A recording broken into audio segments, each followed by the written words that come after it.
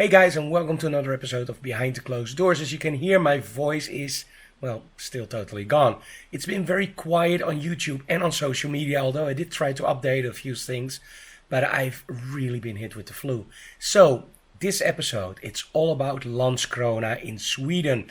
The original plan was drive to Sweden with the RV, teach a workshop, and have a nice holiday. We deserve that, right? Well, it didn't go as planned. When we left the Netherlands, both Anneweek and I were already feeling a little bit under the weather. A few days before the workshop, I couldn't even sleep laying down. I had to literally just sit up to sleep because otherwise I had the idea that I would suffocate because my throat was all filled up, coughing and whatnot more. We didn't, of course, cancel the workshop for the very simple reason. We have guys driving in 4 or 5 hours, arranging hotels. You can't cancel. That's one of the things that a lot of people don't realize. I have a dream job without any doubt, but there's no way, if you're feeling sick, that you cancel something because a lot of people rely on you. So I taught the workshop and we actually discussed okay, should we go back home or just stay in Sweden and enjoy at least what we have? Maybe 4 or 5 days to get better and then just drive around. We actually decided after the workshop to go immediately home. We arrived home at about 3 o'clock in the morning. I couldn't sleep anyway. And I've been sick ever since, even in a week. So, today, in Behind the Closed Doors, the behind the scenes video and the results from the Landskrona video. And I wanted to upload this earlier, but I wanted to do the intro. And well, today is actually the first day that I feel confident enough to be in front of the camera. And I look like crap, but hey, we'll work on that later. So enjoy Landskrona behind the scenes video. There we go.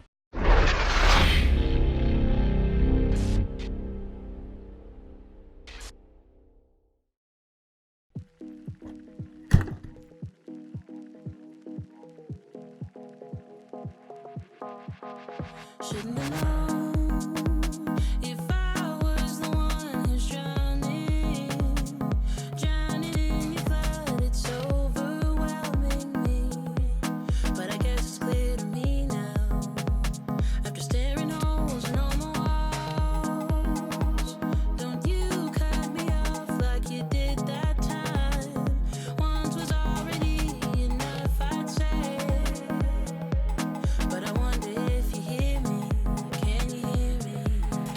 Can you hear me? Don't touch the fire with your hands, 'cause you're gonna get burned. You're gonna get burned. You're walking into quicksand. Not a lesson learned, 'cause you're gonna get burned.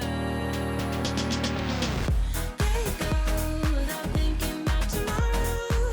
Gonna let you know you're spending all the time you borrowed to get through this. Not giving you a second chance. So turn around and fill it the place. You're a star, but you've forgotten how to follow.